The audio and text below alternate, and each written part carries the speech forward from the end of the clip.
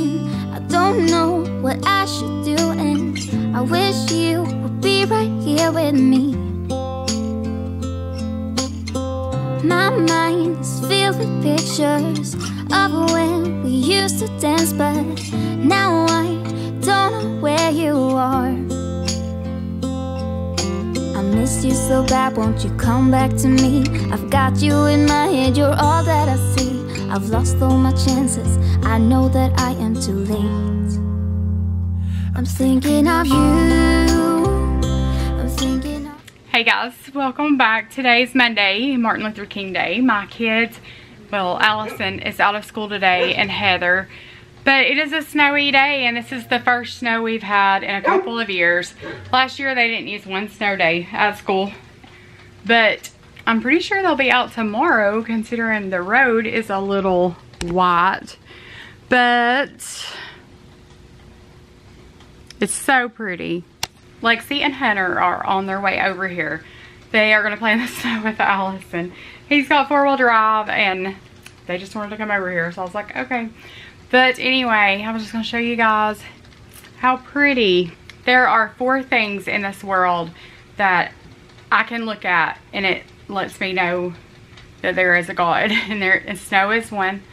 Snow, the mountains, the ocean, and a baby being born. I don't know how you can look at those things and see those things and still not know where it comes from. So pretty. Thinking about me too.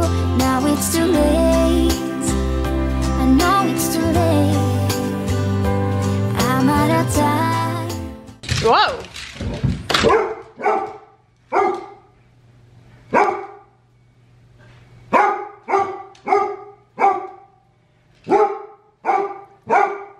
Are you being a bully? Don't you be me. I gotta whoop you, Flash.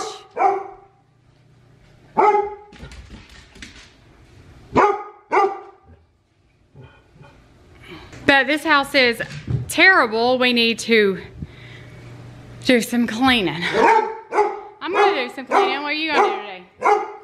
Enjoy your day off. Our kitchen is a mess. Our stairs is a mess. Allison's just gonna play in the snow. Is Lexi here? Not yet. I need to make my bed. I still am loving this room. I think it's so pretty. What?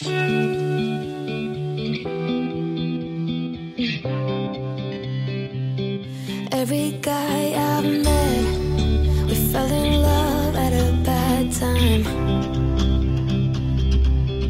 Getting insecure, questioning myself on the way down.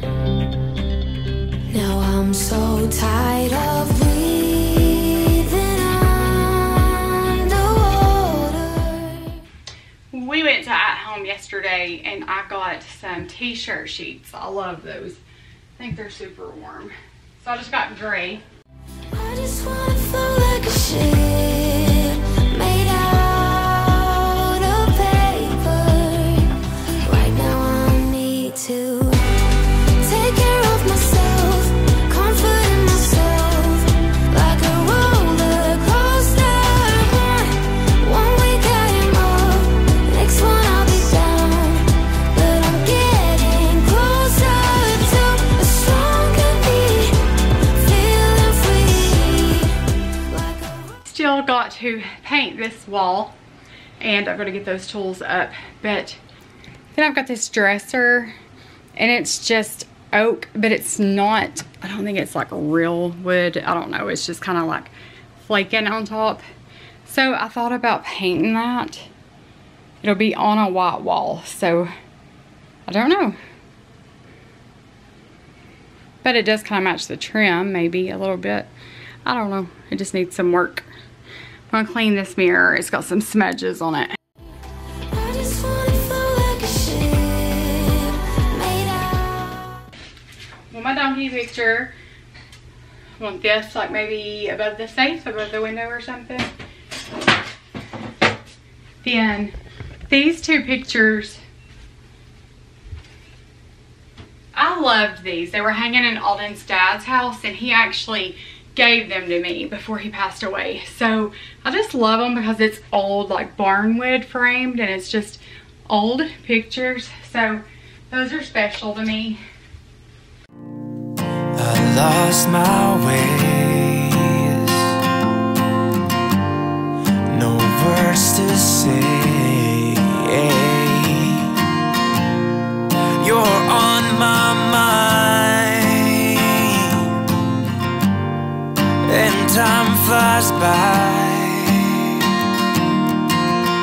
I'm cutting down the wires, I'm feeling kinda tired. I think I lost myself, I think I lost it all. You know it's true, I've been thinking about you. You made me feel so safe right when you told me you were mine. Like I said, I'm still loving this bedroom. I love the colors. I love the vibe it gives off, like the natural wood. I like a mountain theme, and I don't even know what you call it, if that's what you would call it. Kind of outdoorsy, the rustic look. Like, I know I have one picture sitting on the fireplace and it says climb every mountain, and then I have that frame that says the mountains are calling and I must go. I love that. And I know in a lot of ways you all probably look at us like Heather is more of a tomboy and I'm more of a girly girl, and I am in a lot of ways, but in a lot of ways she is a whole lot more girly than I am. The decor she would pick out versus the decor I would pick out is so different. Some of that, I think, is from how we were raised. I know that we've told you guys before that when Heather was 7, her dad passed away. So she was raised without a dad. She never had a stepdad, anything like that. So it was just her and her mom, and a lot of things she learned to do because she didn't have a dad to do it, versus I had a dad, but I had a dad that influenced me a lot and taught me a lot. I know Heather didn't know how to drive in the snow. She had never driven in the snow until with me. And she said, you've got to realize I never had a dad that taught me how to do those things.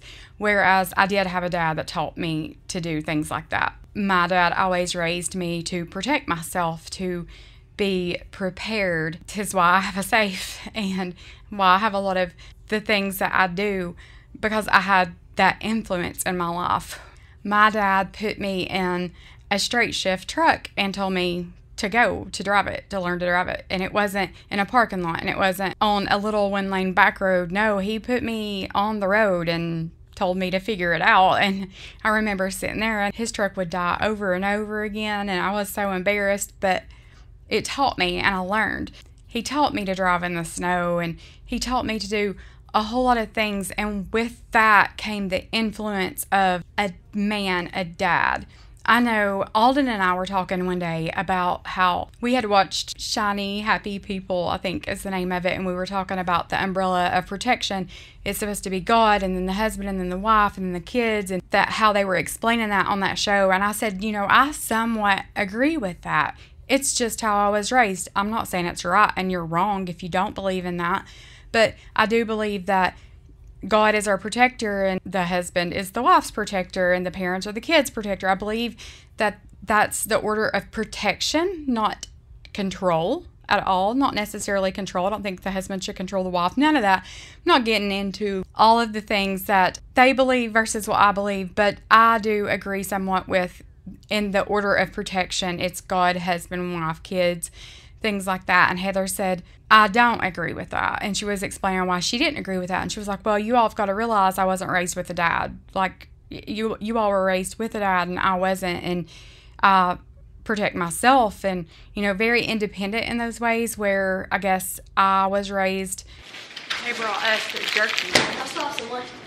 With the protection of a father and then a husband, and then of course was always raised in church. So God being the protector of all of us, and, you know, not saying I'm right and you're wrong, but there's just a whole lot of differences when it comes to how I believe and how I was raised and the influences I had in my life versus Heather's, the way she was raised, her influences and things like that. And there's some things I'll say and she'll be like, yeah, but I wasn't raised with a dad. I never had that. I never got to experience that, and it breaks my heart, but just reminds me of how blessed I am and appreciative that I still have my dad and had that influence, that the protection of a father, the influence of a father, the teachings of a father. I'm so glad, and I know a lot of people that have dads, but yet they didn't have them in their life. And, you know, everybody's just raised so differently, but I'm very thankful how I was raised. I will say that when Alden and I separated and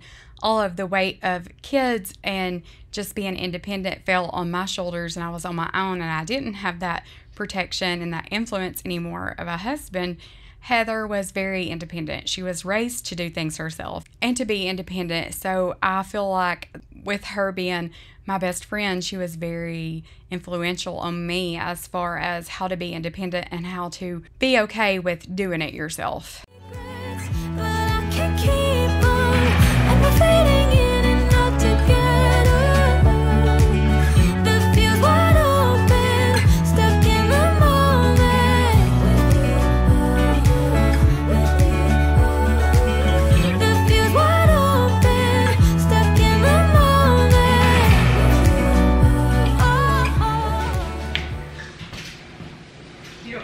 That's red food color.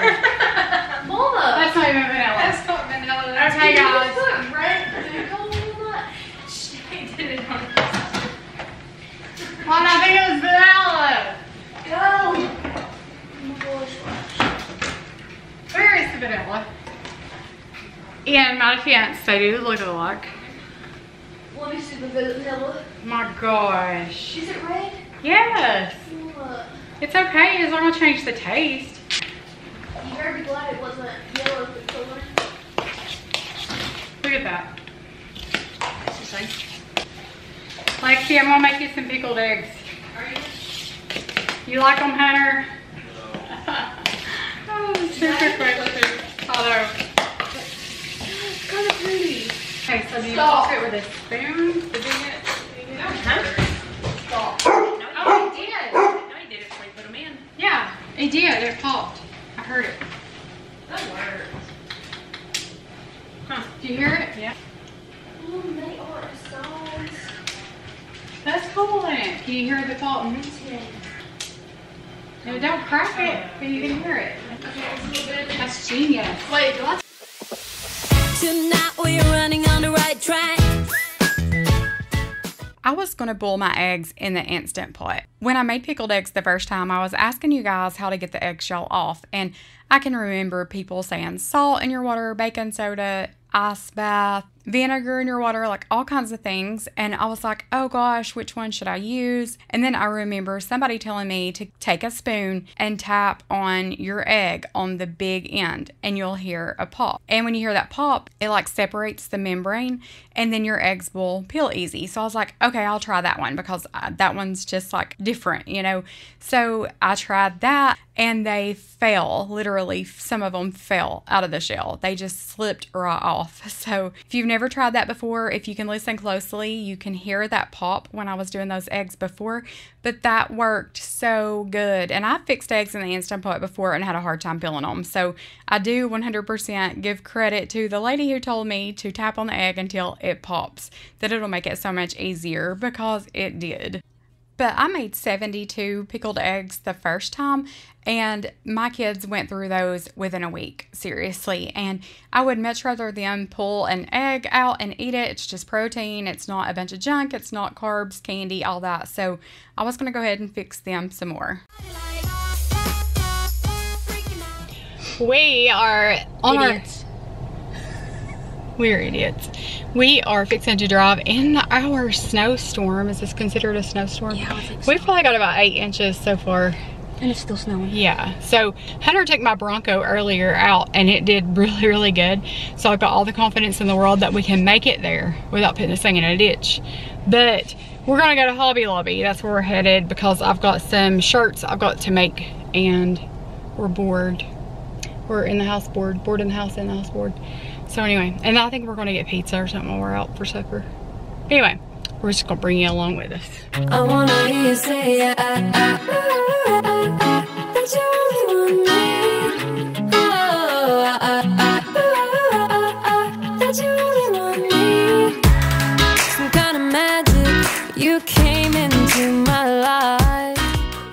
Like I said earlier, my dad taught me to drive in the snow, so I feel good about driving in the snow. I actually love it. I love to get out and ride around in it. And I've had several four-wheel drives. I've had Explorers, Pathfinders, 4Runners. So my last car was a Ford Explorer, and we got snow the year before last, and it went pretty good in the snow. But this Bronco, I have never had anything go as good as this Bronco went. I felt like I was driving a four-wheeler. So I have the Outer Banks edition, and it has goat mode and has different modes. It has like slippery, it has a mode for sand, it has just all kinds of different modes. But this Bronco went so good. I was like extremely impressed with it.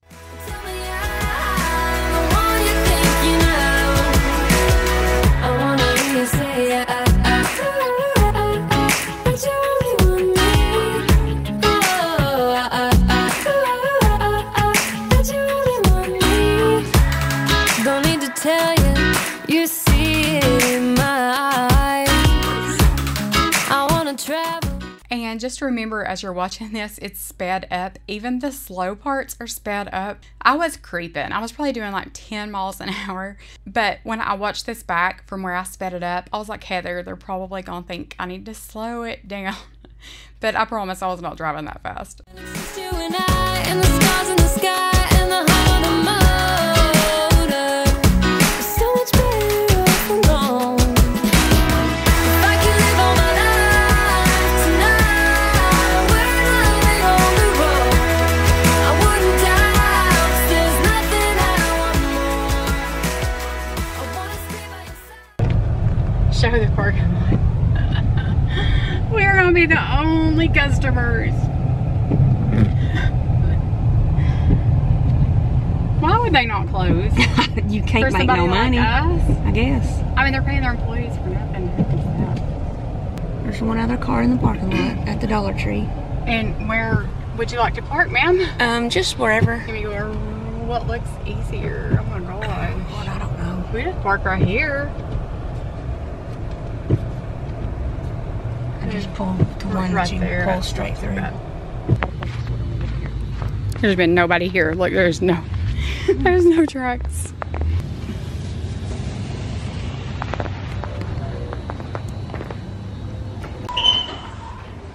Look how teeny tiny it is. Likely needs that. I don't know who you are, I don't know what you've been through, why you got scars. Since you walked through the door, I've been trying to reach you, 'cause I feel you. Today's devotional is not afraid of aging. That is why we never give up. Though our bodies are dying, our spirits are being renewed every day. 2 Corinthians 4:16. Aging is a part of life. It's funny how the aging process seems to start so slowly, and then later in life it gets faster and faster. It would be easy to lose heart if we gauged our aging experience purely by what we saw in the mirror. If we did that, we might begin to fear or hate the aging process. As we abide with the Lord, aging means we are also maturing. We grow in strength and grace and in our knowledge of Him. We might not look like we used to look, but we also aren't being tossed about. There are many benefits to growing older in Jesus. We are not meant to stay young forever. We are eternal beings that will exist eternally. Because of this, we don't need to despise aging. God is preparing us an eternal weight of glory beyond all comparison. As I age, Lord, give me your perspective. The world doesn't do me any favors in this regard. Remind me that maturity is eternally beautiful, and this world is only temporary.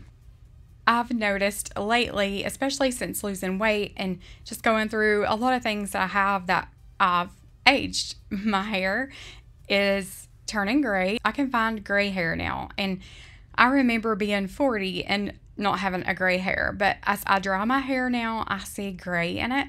And I see wrinkles on my forehead and wrinkles around my eyes. And it's where I've smiled so much, and I've had a good life. I really have. And I've smiled and laughed a whole lot. I laugh and I tell Heather and my kids, I'm like, I need Botox. I need Botox to sponsor me, da da da. But when it comes down to it, I don't want Botox. For one, I'm a very practical person, and I'm not going to pay to be fake. When I smile, I want my face to move. I'm just a very plain person, and with that comes aging. I was telling Kennedy, I said a lot of the aging, like wrinkles in my forehead and things like that, is from sitting at the ball field weekend after weekend. I remember so many sunburns. Even if you put sunscreen on, you still get sun. But with that, with getting all these wrinkles and all these sunburns from sitting at the ball field every weekend, it got my kid a free education. So I'll proudly wear these wrinkles, proudly wear them. And if you get Botox, there is nothing wrong with that. If that makes you feel more confident and it makes you feel pretty, then go for it. Everybody needs to do what's best for them, but I've learned through life that my confidence comes from the Lord, and that's the best confidence as far as myself that I can have. I'm not going to go buy hair extensions, and I'm not going to go get eyelash extensions because my eyelashes are non-existent.